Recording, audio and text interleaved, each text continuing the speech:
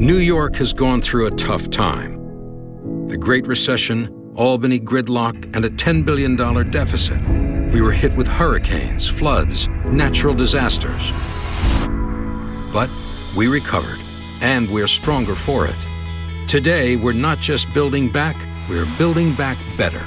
There is a new New York booming all around us, from Montauk Point to New York City, from the Hudson Valley to the Southern Tier, from Buffalo to the North Country and everywhere in between. New York was down and out, but we're roaring back. Governor Cuomo said he would make government work for the people, and he delivered. He righted the financial ship of state, reined in out-of-control spending, and brought tax relief to the middle class. Today, New York has 7.4 million jobs, more than it ever has in its history.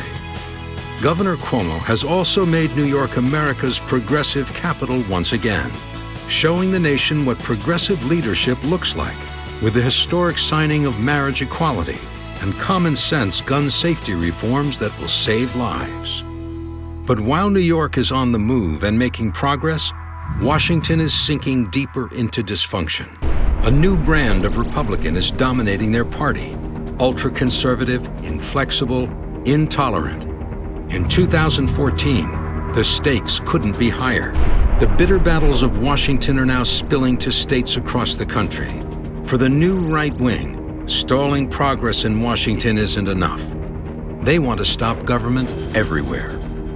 We can't let them. Ultra-conservative Republicans have taken control of their party, and they want to use this election to push New York away from our core values.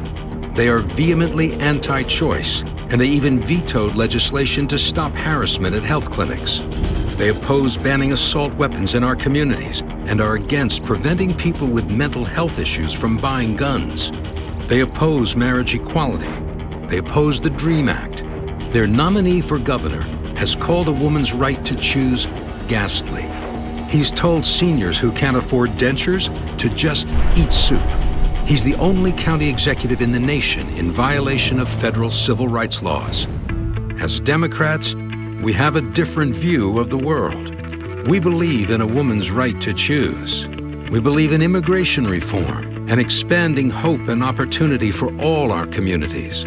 We believe that a quality public education is the great equalizer and a pathway to the American dream.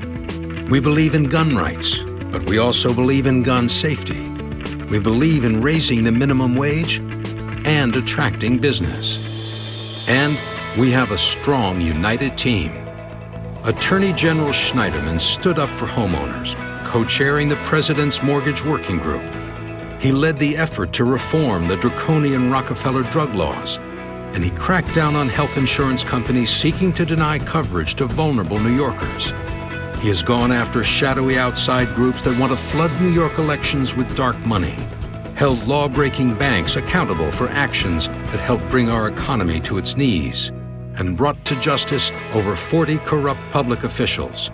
A lifelong activist in the pro-choice movement, he has been an absolute supporter of a woman's right to choose and is using all the tools at his disposal to enforce state and federal laws protecting that right. Controller DiNapoli is known for his steadfast leadership, integrity, and independence, and he moved swiftly to root out waste, fraud, and abuse in our pension fund. He has aggressively fought misuse of public resources, strengthened one of the nation's top public pension funds, and consistently spoken out against government inefficiency. He has been dedicated to making government more accountable and transparent to the people for more than 35 years. Speaker Silver has carried the Democratic banner for 20 years, in good times and bad. He was the power for pre-K and immigrant rights. He spearheaded the drive to raise the minimum wage.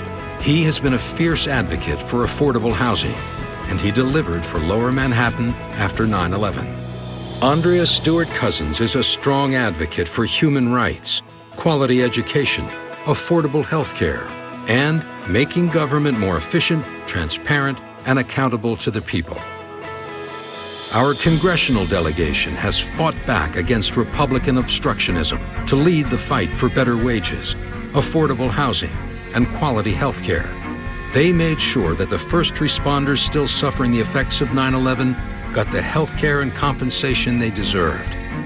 When New York was left devastated by Superstorm Sandy, they delivered federal funding and emergency relief to help us rebuild. They are a strong voice for the middle class and working families in our nation's capital. This election, we must stop the gridlock in Washington and send more congressional Democrats. This election, we must reject the ultra-conservative takeover of New York. This election, we can send Washington and the nation a message. Hate doesn't sell in New York. Discrimination doesn't sell in New York. Hypocrisy doesn't sell in New York. New York is a different, special place, and it will stay that way. Our history has provided a solid foundation for our future. We believe that government is our vehicle for collective change. We believe that it is of the people and for the people. We honor public service done well, and we believe in shared success. We are proud of New York's history of progressive leadership, from Seneca Falls to Stonewall to Storm King, from Teddy Roosevelt to Al Smith to FDR to Mario Cuomo. Most of all, we believe in the idea of New York as the progressive capital of the nation, the Empire State. We are in the midst of historical transformation, a 4-year turnaround, and New York is leading once again. And every day, all across our state, hard-working New Yorkers are leading the way. We have made irrefutable progress at a New York pace, with all economic arrows pointing in the right direction. New York is rising. We're on the move. We are the Empire State. Progress starts here, and you ain't seen nothing yet.